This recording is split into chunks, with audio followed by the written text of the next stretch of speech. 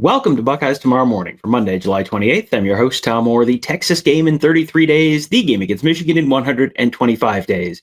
If you're planning your next event, make it unforgettable with Grateful Griddle, Columbus's favorite food truck, serving up smash burgers, gourmet sandwiches, and good vibes. Book your catering today at gratefulgriddleoh.com. All right, we're taking a little bit of a look back today. We're going to be looking forward in just a couple days. Buckeyes open fall camp just in a couple days, but today, we're going to be looking back at Big Ten Media Days. Got back from Las Vegas on Friday, and there was still a lot of stuff to talk about, starting with all the stuff that the Michigan Wolverines were talking about. The Wolverines talked a bunch about Ohio State.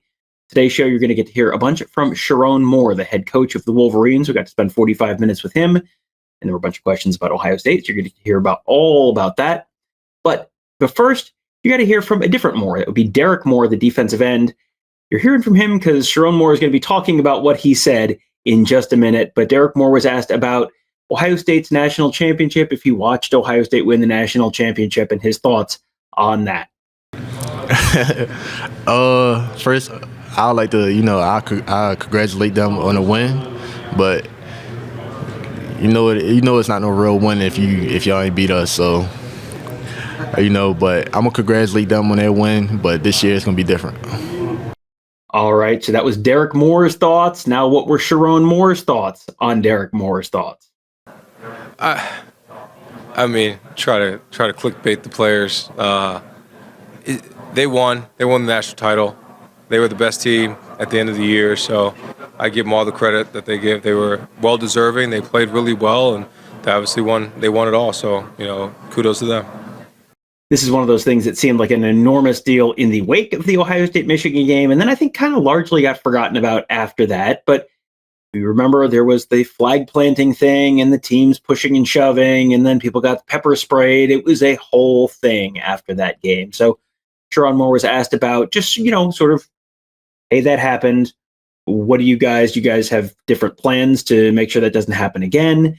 He addressed that and then mentioned that they have a new tradition coming at the end of games. Oh, yeah, we definitely addressed it. And there'll be no more flag planting. There'll be no more grabbing the flag.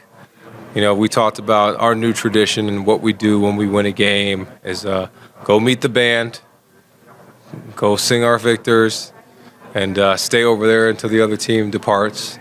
And that's how we'll operate. Shake hands after the game, show sportsmanship, be cordial.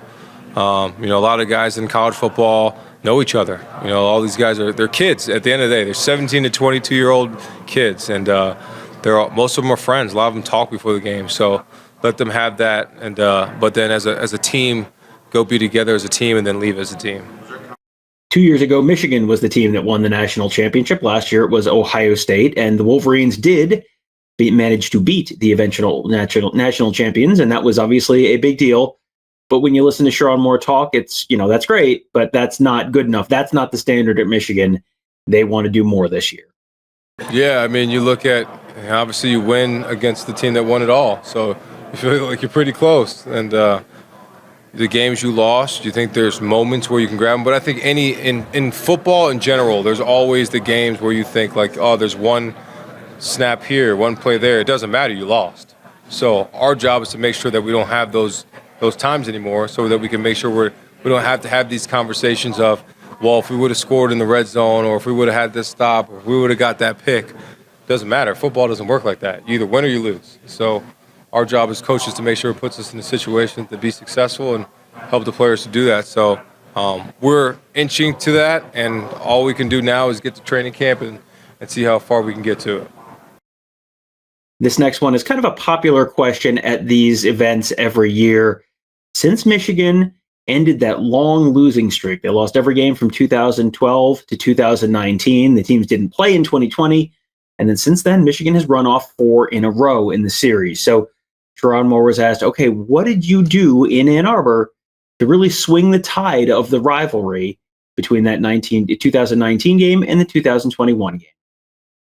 Here's a topic that I know will be of tremendous interest to a huge chunk of our audience: the NCAA investigation into the Connor Stalions thing. So here's the thing about asking coaches about something like this. If you ask about the investigation or what they're going, what he thinks they're going to do in terms of punishment or any of that kind of stuff, you're going to get an I can't talk about investigation answer, and that'll be that. So this was a question that was sort of related to that, and as close as you kind of got to a question about the Connor Stalions investigation without it being directly about, so what do you think is going to happen? So the question is about the distraction of a pending NCAA investigation. Of course, the NCAA expected to issue its ruling sometime between now and the start of the season. You figure it's going to be sometime in August, but we'll see. There's not an exact date known yet. So he was asked, how much of a distraction is that right now with your team about ready to enter camp and with that sort of hanging over everyone's head? Then you're going to hear a follow-up. It's a little hard to hear because the questioners were not on mic here, but the follow-up question was just about whether there's a plan for if Sherrone Moore is suspended for a game or two this season. Remember, Michigan sort of offered him up as a 2-game self-imposed suspension for games 3 and 4 of the season as a result of deleting texts that he got from Connor Stalions. So he was asked, the follow-up is whether there's a plan for what happens there. He'll have a very brief answer to that. Then you'll hear another follow-up about what that plan is. Obviously can't talk about that, but not hard because you're just so excited about what's going on and the program and the team, and our players just don't get distracted by all that. Our coaches don't get distracted by all that because you can't worry about stuff you can't control. So all we're going to do is worry about what we can control and go play. If there's some sort of suspension for you, do you have a plan in place? Yep. Can you share it? We'll wait to see if that happens. It's easy to forget now, but Michigan's season was really hanging by a thread at one point. The Wolverines were 5-5 going into the last couple games of the regular season. They were looking like they might be dead in the water. They had a game against Northwestern and a game against Ohio State, and then after that, there were no guarantees. They theoretically could have missed a bowl game last year. Well, they beat Northwestern 50-6, and they go down to Columbus, and they shock the Buckeyes 13-10. And then they go play in whatever the Outback Bowl is called now, and they beat Alabama too. And all of a sudden, boom, you're 8-5. You're in a 3-game winning streak. How did they swing things? What changed in the last few games of that season? Just the instilled confidence that they have, and the confidence that they got in those games. There wasn't a magic potion or something that we did, and it wasn't the way we changed practice because we practiced the same. But the energy, the focus, the level of confidence that they had in those games was definitely different than the others, and we'll just continue to apply it like that and just work. And the leaders on the team saw it, the leaders on the team see it, and continue to let our leaders be leaders and empower them as much as possible to make sure we continue that. And then finally, this one is not directly Ohio State related, but does sort of touch on the Ohio State thing. So we're going to talk about it here. It's kind of interesting anyway. It's just kind of his thoughts on how they kept things on the rails, because you have seen Ohio State seasons, 2011, for example, where it started going badly and it just never quite got back on track. You've seen those seasons not very often. 1999 was another one where it looked like it started badly and they never quite got things back on track. Michigan, they did turn things around last year. So how did they do that? How did you keep things on track to be able to pull off that shocking win in Columbus and then the win over Alabama in the bowl game?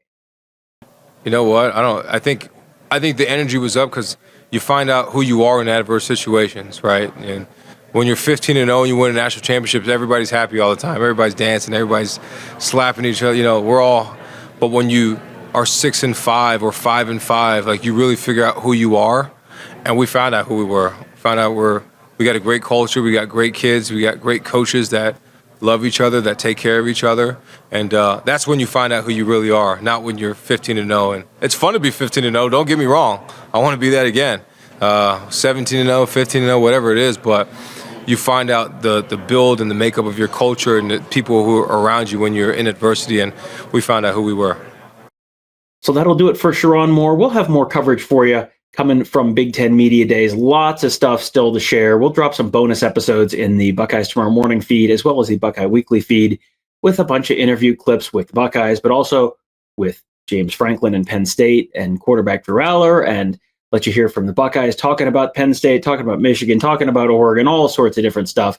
There's lots of interesting stuff to still share for you, and you can find that all on our YouTube channel, youtube.com/Buckeye Huddle, and then we'll drop it in some of these podcast feeds as some bonus shows, because we're getting to the point where we're going to have a regular 7-day-a-week schedule again on the Buckeyes Tomorrow Morning feed. So there's going to be a lot to talk about. So we're going to drop some of the stuff as bonus shows. You may get more than one episode a day. I'm sure you'll be fine with that. So hope you guys enjoy that. Hope you guys also are enjoying BuckeyeHuddle.com. That's where we have our whole team of insiders covering the Buckeyes, covering recruiting, covering X's and O's, and a really fun and active board. Very fun community there. The Huddle Board presented by Jeff Ruby's Columbus.